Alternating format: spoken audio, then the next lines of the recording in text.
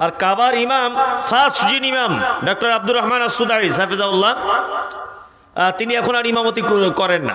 এখন শুধু শুক্রবারের দিন জুম্মার খুতবা দেন, আর ওই দেশের টোটাল বিচার ব্যবস্থার দায়িত্ব ওনার হাতে। উনি দেশের বিচারপতি, উনি এখন আর ইমামতি করেন না।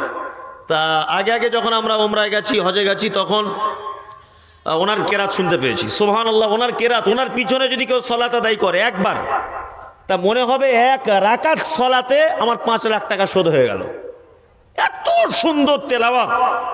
আর ওনার সব থেকে যেটা ভালো বৈশিষ্ট্য, যখনই আল্লাহ কোথাও জাহান্নামের আয়াতের কথা বলে যে জাহান্নামীদের এই সাজা আছে, কিয়ামতের দিনে এই হবে, উনি এই আয়াতগুলো তেলাওয়াত করতে পারেন না।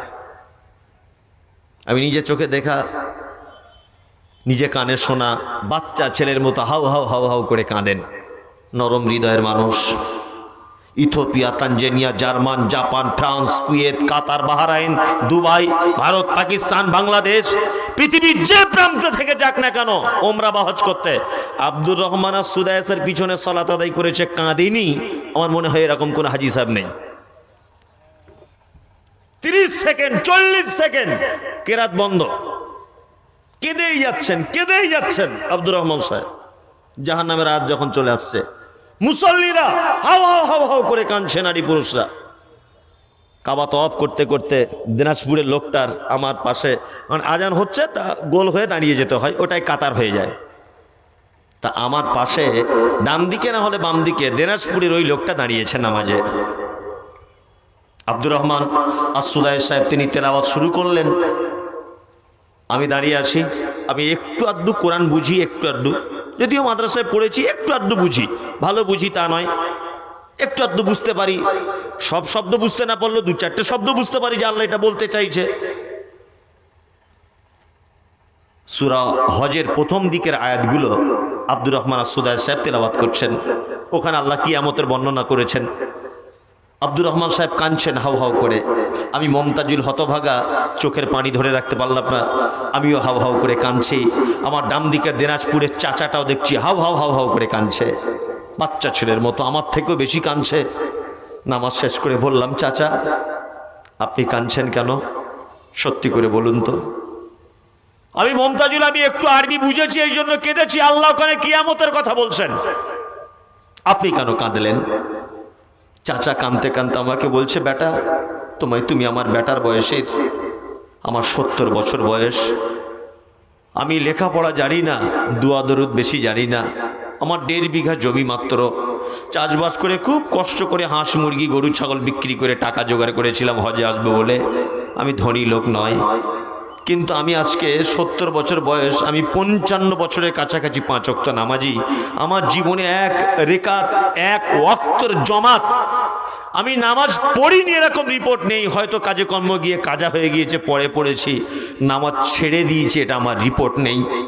আমি ছোটবেলা থেকে নামাজ পড়ি, আর আল্লাহকে খুব দোয়া করতাম, আল্লাহ আমাকে একটু কাবাটা দেখিও। আল্লাহ আমার দোয়া কবুল করেছে। 50-60 বছর নামাজ পড়াতে এত সুন্দর যে তেলাওয়াত হয় কোরআনে, এটা আমার জানা ছিল না। অনেক ইমামের পিছনে নামাজ পড়েছি বেটা, পাকুড়ের বিশ্বাস্তমাতেও গিয়ে আমি নামাজ পড়েছি। এত সুন্দর যে কোরআন তেলাওয়াত হয় এটা আমার জানা ছিল না। কাঁদছে। আমি চাচাকে বললাম, চাচা কাঁদার কারণ আছে। আল্লাহ বলেছেন, আয়াতুহু যাদাতুহুম ঈমানা। প্রকৃত ঈমানদার তারা যাদের সামনে কোরআনের আয়াত তেলাওয়াত করা হবে, আর ঈমানদারের ঈমান বেড়ে যাবে। ঈমান বেড়ে যাওয়ার ফলে তার চক্ষু দিয়ে পানি আস্তে আস্তে করে ঝরে পড়বে। চাচা তুমি এমনি কাঁদনি, তোমার ঈমান বেড়ে গেছে। আল্লাহ তোমাকে কাবায় এনে তোমার ঈমানটাকে এত পরিশুদ্ধ করে বাড়িয়ে দিয়েছে যে তুমি আজকে কোরআন তেলাওয়াত শুনে তোমার চোখ দিয়ে পানি ঝরাতে পেরেছ। আর আল্লাহ কোরআনে বলেছেন, আয়াতুহু যাদাতুহুম ঈমানা। প্রকৃতপক্ষে ঈমানদার তারা যাদের কাছে বসে কোরআনের আয়াত তেলাওয়াত করা হয়, হাফেজ সাহেব তেলাওয়াত করবে, ইমাম সাহেব তেলাওয়াত করবে, মুয়াজ্জিন তেলাওয়াত করবে, কারি তেলাওয়াত করবে, সে নিজে নিজে তেলাওয়াত করবে। তেলাওয়াতের অর্থ বুঝুক আর না বুঝুক, এত সুললিত কণ্ঠে তেলাওয়াত হবে যে ইমানদারের চোখ দিয়ে পানি ঝরে বুঝতে পারা যাবে যে ওই লোকটার ঈমান এখন বেড়ে গেছে। ওয়া আলা রাব্বিহিম ইয়াতাওয়াক্কালুন। আর মুমিনের 3 নম্বরের গুণ হলো মুমিন সর্বাবস্থায় ভরসা করবে আল্লাহর উপরে। মুমিন কার উপরে ভরসা করবে? আল্লাহর উপর। বিপদ আপদ মুসিবত যে অবস্থায় থাকুন ভরসা করবেন কার উপরে? আল্লাহর উপরে। মুমিনের 4 নম্বরের গুণ কি? আল্লাযীনা ইউকিমুনাস সালাত। মুমিন কি করবে? নামাজ সালাত আদায় করবে। সবাই এখানে সালাত আদায় করেন তো? 5 ওয়াক্ত করেন? আসলে টাইমটা এমন সময় আমাকে হয়েছে যে এখন আমি যতই ভালো বক্তব্য দিই আর মানুষ শুনবে না। এখন আমি যদি কোরআন একটা একটা করে আপনাদেরকে ভেঙে মাথার মগজে ঢুকিয়ে দিই তবু ঢুকবে না। প্রত্যেক মানুষ এরকম এরকম করছে, ঘুমাচ্ছে। আর এখন ওই জন্য ভালো কথা না বলাই ভালো। যদি বলছেন কেন, ও শুনতে অসুবিধা হবে, ওর সকালবেলা হয়তো ভুল ব্যাখ্যা করবে। আর এখন মানুষেরও দোষ আছে। আমি মোস্তফা সাহেবকে বলছিলাম যে 11টা না বাজলে জলসা আসে না, 12টা বাজলে থাকে না। আর এক সমস্যা, তাই না? 10:30 11টা বাজলে না বাজলেও আসে না, আর 12টা বাজলে থাকবে না। আবার প্রধান বক্তা যেই হোক, প্রধান বক্তা আধ ঘন্টা শুনলো, শুনে আবার আস্তে আস্তে কেটে পড়লো। যদিও এখানে লোক আছে কিন্তু সবাই ঘুমন্ত অবস্থা, এরকম একটা ব্যাপার। ওই জন্য বলছি আপনারা আমাদেরকে একটু অ্যাক্টিভ হন। আমি আর 5-7 মিনিট কিছু কথা বলি। মোমেনদের আর একটা গুণ হচ্ছে যে মোমেনরা সালাত আদায় করবে। সালাত আজ থেকে মানে আরবির পিছনে যে মাস্টার কি, পিছনে আগেরটা না, পিছনে মাস্টার নাম কি ছিল? এটা কি সওয়াল চলছে না? সওয়ালের আগে রমজান। রমজানে মসজিদে যে মুসল্লি ছিল তার থেকে মুসল্লি বেড়েছে না কমেছে? কমেছে। আর রমজান মাসে বাবা মনে হচ্ছিল ফেরেস্তা সব গুমানি এলাকায় ঘুরছে, এত ফেরেস্তার চাপ। আর বড় বড় পাঞ্জাবি আর কানে দাঁতন মেসওয়াক। আর শুধু আমার তো মানে বক্তাদের মধ্যে সব থেকে বেশি গাল খাই আমি, আর সব থেকে বেশি ফোন করে মানুষ আমাকে, ব্যস্ত করে। আর ফোন করে শুধু ফতোয়া জিজ্ঞেস করছে, থুতু গিলে নিয়েছে হবে হুজুর? ইঞ্জেকশন দেওয়া চলবে? চোখে ড্রপ দেওয়া যাবে? কানে যন্ত্রণা ড্রপ দেওয়া যাবে? দুপুরে শুয়েছিলাম, আমি তো বুঝতে পারিনি, আমার বউ এসে আমার পাশে শুয়ে পড়েছে, ও ঘুমিয়ে গেছে, আমিও গেছি। মানে আমার হাত ওর গায়ে, ওর পা আমার গায়ে, হুজুর ওজা হবে তো? আমি ভাবছি মনে হয় যে ফেরেস্তা মনে হয় জগতে আর নাই। যে পাক্কা ইমানদারের বেটা ইমানদার। আর ইমানদার কতদিন? সাওয়ালের চাঁদ উঠেছে, আর ইমান 12:30 বেজে গেছে। রমজান মাসে ওরে বাবা বারবার থুতু ফেলছে। কি ব্যাপারে? হারে মামু কি খবর? বলছে মামু যদি একটু ভিতরে চলে যায় মাল, তাহলে তার হবে না। মানে এত পরেশগার লোক। আর ইফতার করি বিড়ি টানতে টানতে বাড়ি আসছে, পাক্কা হারামখোর। এরকম লোক ঝাড়খণ্ডে নেই, আমাদের ওদিকে আছে। আপনার দিকে আছে না? ওটা আমি বলবো না, 99টা। অথচ আল্লাহ সিয়াম ফরজ করেছিল কেন? লাআল্লাকুম তাত্তাকুন, যাতে আপনার অন্তরে আল্লাহর ভয় তৈরি হয়। এই জন্য তো সিয়াম ফরজ। ভয় তৈরি হয়েছিল? ভয় ছিল কতক্ষণ? ইফতারি আগে পর্যন্ত, তারপরে ভয় কেটে যায়। আবার সাহারির পর থেকে ভয় শুরু হয়, আবার ইফতারিতে এসে কেটে যায়। আমি মাঝে সাঝে কিছু কোরআনের আয়াতগুলোকে নিয়ে গাড়িতে বসে বসে ভাবি যে আল্লাহু আকবার, আল্লাহ এই কথাগুলো কেন বলেছেন? আল্লাহ এই কথাগুলো কেন কোরআনে বলেছেন? সূরা আল ইমরানের সম্ভবত একটি আয়াত আছে, না সূরা নিসাতে সম্ভবত, আয়াতটা ভুলে যাচ্ছি আমি। আল্লাহ তাআলা বলছে ইন্না শাররা দাওয়াবি ইনদাল্লাহ সুম্মুম বুকমুল লাযিনা লা ইয়াকিলুন।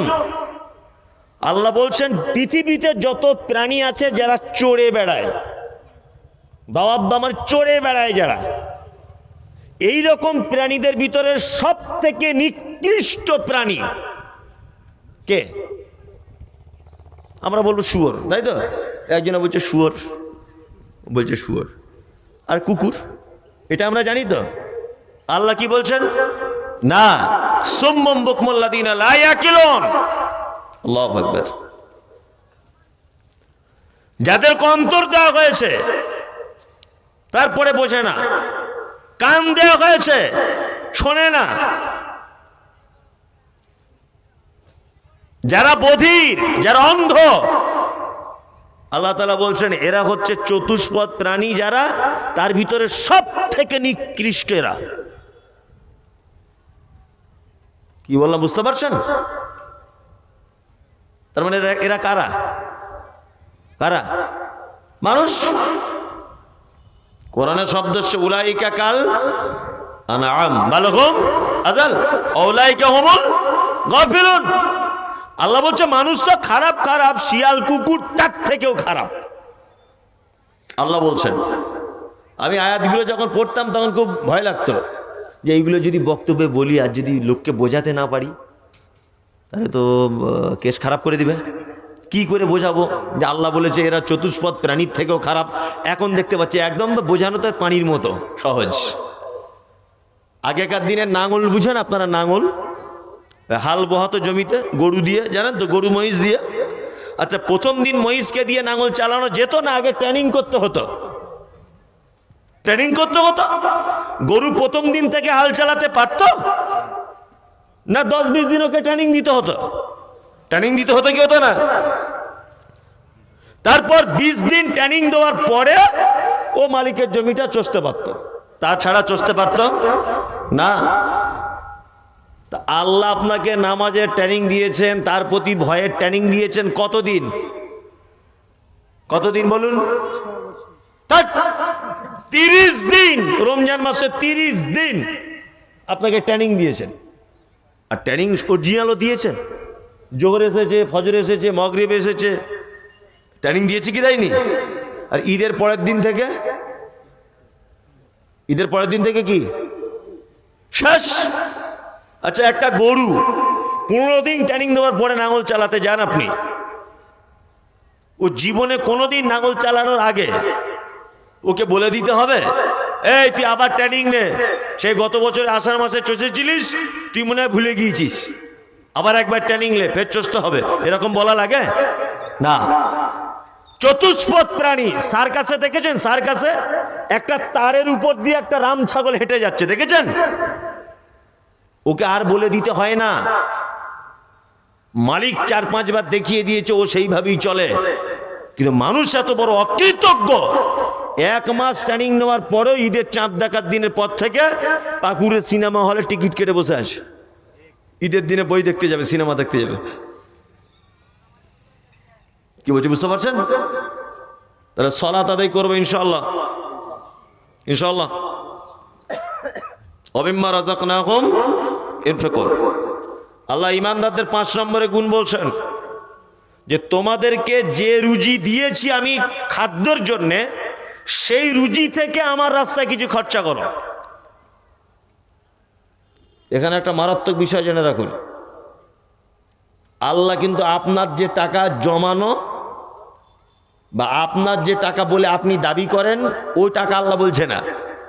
আল্লাহ বলছে তোকে খাদ্য হিসাবে আমি যেটা দিয়েছি তার থেকে আমার রাস্তায় কিছু খরচা করো।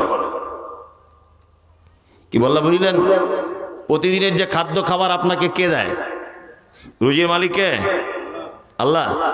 হ্যাঁ, যদি বলছেন আল্লাহ কি করে হবে, আমার পা দিয়ে আমি ইনকাম করি, আমার হাত দিয়ে আমি করি, তা যার প্যারালাইসিস হয়ে গেছে মামু তাকে একবার জিজ্ঞেস করে দেখো তো, যার হাত দুটো প্যারালাইসিস হয়ে গেছে তাকে জিজ্ঞেস করে দেখো যে চলো জমিতে নাঙল চালাবে, এরকম এরকম করছে, প্যারালাইসিস। আমি অভিনয় করছি না, ব্যাপারটা বুঝুন। হাত তার দেহে আছে কিন্তু ভাত তুলতে মুখে পারছে না। তার মানে এই যে হাতটা নড়াচড়া করছে, আপনি যে জমিতে কোদাল দিয়ে কাটছেন, এ কার হুকুমে কাজ করে? আল্লাহর। তার প্রমাণ প্যারালাইসিস একটা লোক, দুটো হাত অচল, হাত দেখে আছে কিন্তু মুখে ভাত তুলতে পারছে না, বৌমারা চামচে করে খাইয়ে দিচ্ছে। করছে কি করছে না? করছে। কি অবস্থা? তার মানে রুজি আপনাকে যে মাধ্যমেই আল্লাহ দিক, ওই রুজি মালিককে আল্লাহ।